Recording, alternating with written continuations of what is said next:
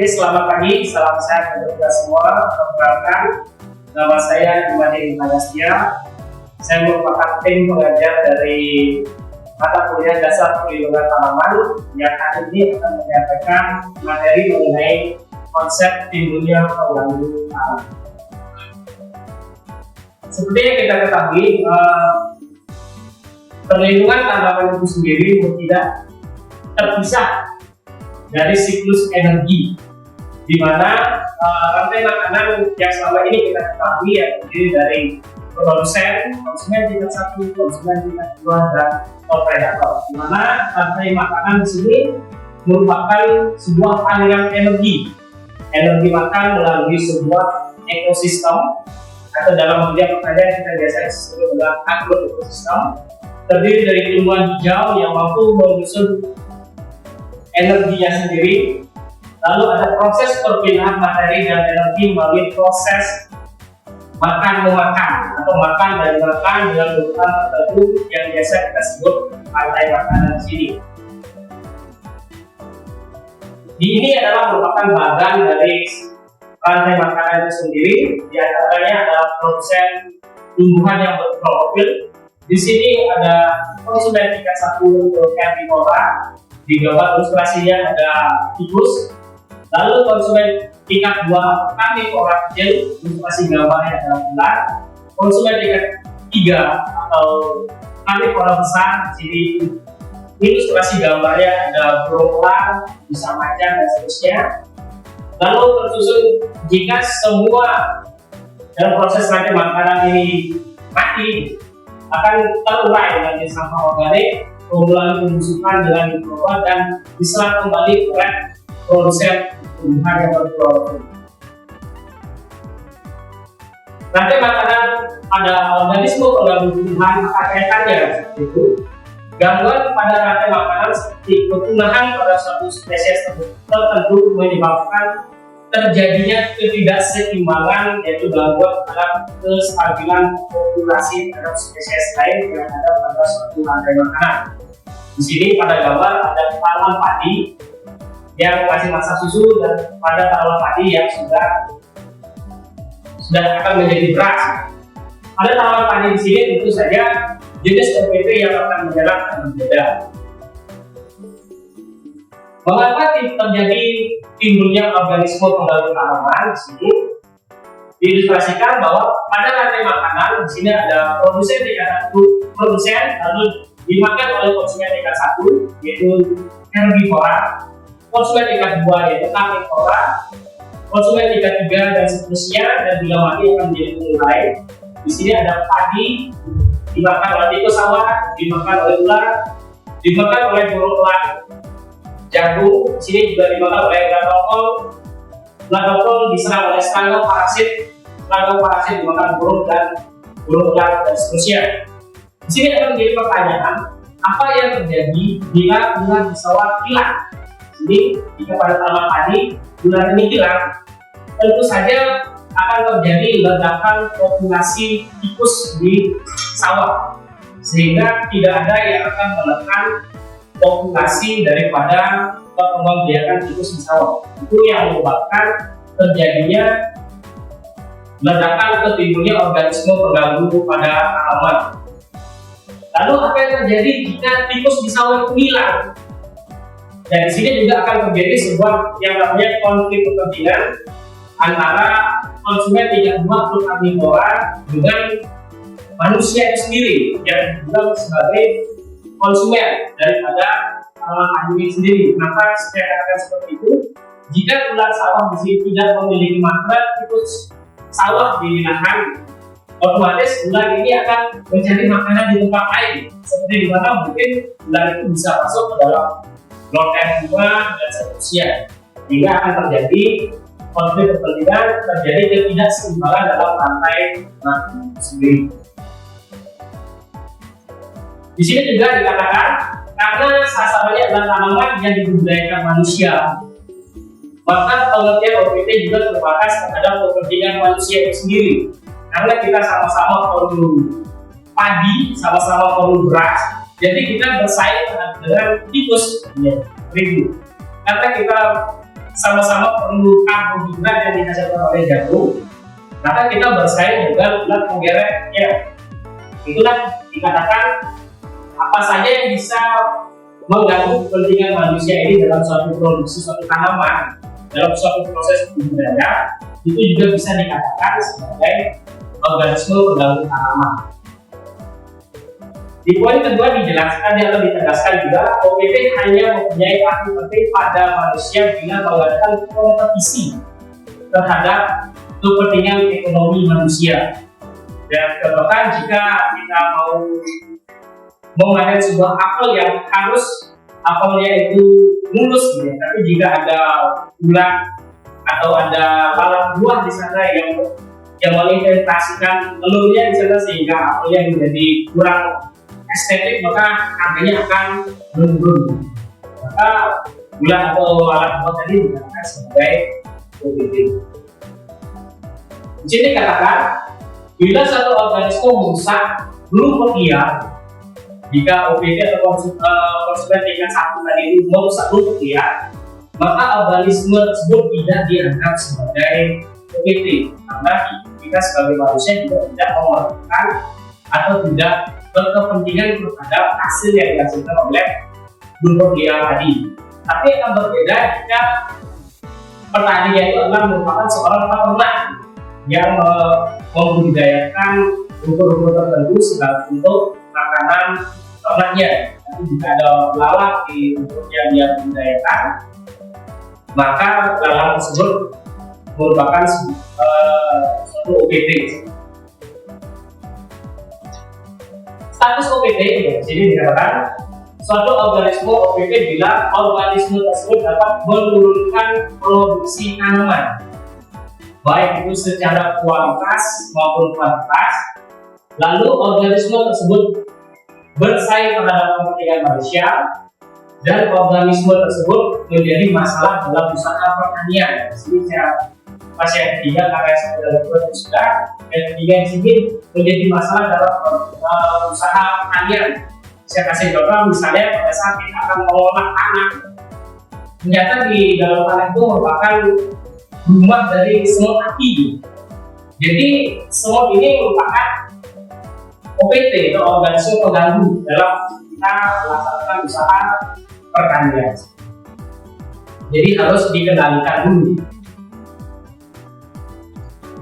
Ini adalah penyebab timbulnya OPT. Beberapa faktor yang menyebabkan terjadinya OPT di sini. Yang pertama adalah sistem pertanaman yang monokultur atau tanaman yang satu jenis. Kenapa dikatakan monokultur ini bisa sebagai penyebab timbulnya OPT? Karena kita terus menyediakan makanan kepada konsumen tingkat 1 atau serangga atau makhluk yang akan memakan tanaman budidaya kita. Karena satu jenis makanannya banyak, dia akan bisa tidak bisa terus. Selanjutnya masuknya OPT dari daerah lain karena terbawa angin, binatang atau angin lain. Bisa saja OPT yang ada di saya katakan di Kota Malang ini belum tentu ada di Jawa Tengah atau di NTB atau di Kalimantan, tapi juga masuknya atau terbawa oleh binatang lain yang biasa disebut dengan ekor, itu bisa menyebabkan adanya OPT baru di dalam suatu wilayah tertentu. Yang ketiga adalah penggunaan pestisida yang tidak benar atau tidak bijak.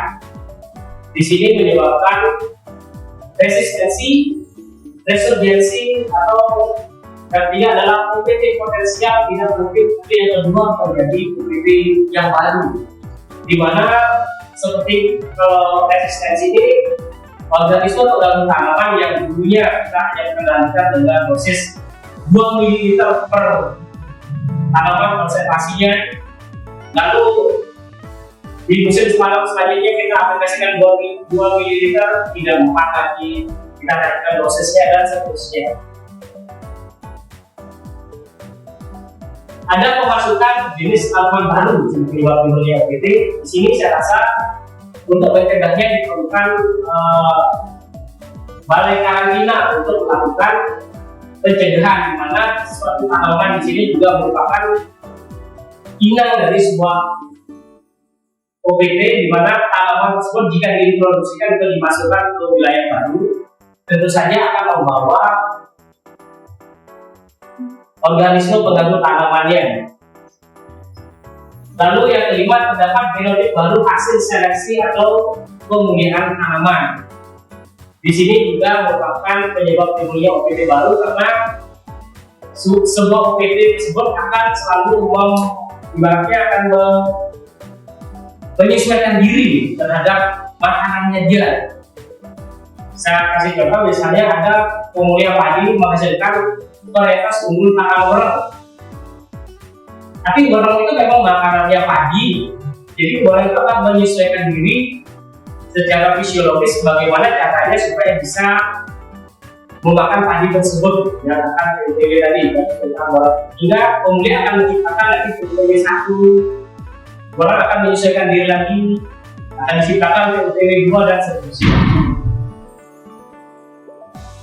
Terjadinya hama biotikum baru yang mampu menyerang varietas-varietas baru yang tahan terhadap hama yang bersangkutan. Lalu adanya sinkronisasi antara teknologi hama dan pindahnya hama olipa atau oligopa ke tanaman lain, dan pergeseran hama yang biasanya hanya menyerang satu jenis tanaman bisa memakan berbagai jenis tanaman lain, hingga menjadi OPT penyebab munculnya OPT. Pemupukan yang tidak berimbang juga di sini dapat menyebabkan munculnya OPT. Kenapa dikatakan seperti itu? Jika kita pada saat melakukan teknik budidaya, kita terlalu berlebih memberikan pupuk nitrogen, apa yang akan terjadi? Ya, maka fase vegetatif daripada suatu tanaman itu akan lebih panjang. Hal itu juga bisa menyebabkan lapisan titin daripada kutikula daripada tanaman itu bisa jadi lebih mudah, tidak akan lebih disukai oleh hama-hama jenis penggeret. Lalu penghargaan konsumen terhadap kualitas hasil produksi tanaman tertentu yang dapat mengakibatkan menurunnya nilai amal ekonomi suatu tanaman. Ini juga mempengaruhi menyebabkan munculnya OPT.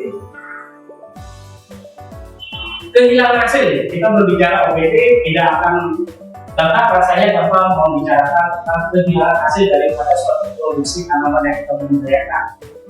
Di sini kehilangan hasil ada yang disebut dengan produksi berdasarkan potensi genetik. Produksi berdasarkan potensi genetik ini adalah produksi berapa sih yang bisa diberikan atau yang dicapai terhadap suatu tanaman. Dan pada saat kita melakukan penanaman, di sini ada yang disebut dengan produksi kenyataan. Biasanya atau pada umumnya produksi kenyataan di lapangan akan lebih rendah dibandingkan produksi berdasarkan potensi genetik. Kerugian itu berdasarkan dari apa? Ada dari lingkungan, agronomis, dan OPT. Dan lingkungan, mungkin lingkungan yang kita gunakan tidak sesuai atau kurang sesuai terhadap potensi genetis dari suatu tanaman tersebut. Pada agronomis, cara kita bercocok tanam, cara kita menanam suatu tanaman tersebut, teknik praktek yang kita gunakan, teknik pasca panen yang kita gunakan di tanaman ini, dan yang tidak kalah penting adalah organisme pengganggu tumbuhan itu sendiri. Bagaimana OPT itu dapat merugikan? Bagaimana satu OPT itu dapat membuat petani itu menjadi rugi? Yang pertama, dia menurunkan kuantitasnya, lalu dia menurunkan kualitasnya. Yang ketiga, menambah biaya pengendalian. Dia menurunkan kuantitasnya. Bagaimana sih jumlahnya daripada suatu produksi tanaman tersebut? Hingga dikurangi, terdapat serangan daripada OPT hingga hasilnya menjadi turun. Lalu menurunkan kualitasnya. Petani atau konsumen biasanya akan menyukai sayuran yang bersih, buah-buah yang bersih, tidak ada cacatnya. Itu juga akan menurunkan kualitas daripada suatu hasil pertanian. Menambah biaya pengendalian, akan ada biaya penelitian, biaya pengolahan tanaman supaya sehat, penyediaan sarana pengendalian dan biaya tenaga kerja kota di busuk dua pada tenaga capai di makan terus sebagainya. Lalu akan terjadi kerusakan. Kerusakan ini bisa terjadi pada saat panen, penyimpanan dan pengolahan, lalu pada hewan dan manusia. Dan OPD itu dapat mengganggu daya toksin atau racun-racun yang bisa dikeluarkan. Mungkin teman-teman bisa pernah melihat ke belakang beberapa tahun ke belakang ada serangga tomcat. Tomcat itu sebenarnya adalah sahabat petani, tapi jika dia mengganggu pada kesehatan manusia dengan toksin yang dia keluarkan bisa menyebabkan luka bakar tadi, dia juga termasuk OPD yang perlu dikendalikan. Kenapa bisa tomcat itu bisa menyerang masuk ke pemukiman? Karena serangga atau makanannya di bahan pesawat itu sudah tidak ada akibat daripada penggunaan pestisida yang tidak. Oke, mungkin ini ada sedikit diskusi tadi pada saat di kelas. Di antaranya teman-teman harus bisa menjelaskan mengapa sih OPD itu timbul gitu, dan juga dikaitkan dengan sistem rantai makanan di dalam. Lalu uraikan dengan jelas penyebab timbulnya OPD. Baik, mungkin hanya itu yang bisa saya sampaikan. Semoga materi ini dapat dipahami oleh anak-anak mahasiswa dan dapat bermanfaat. Selamat pagi.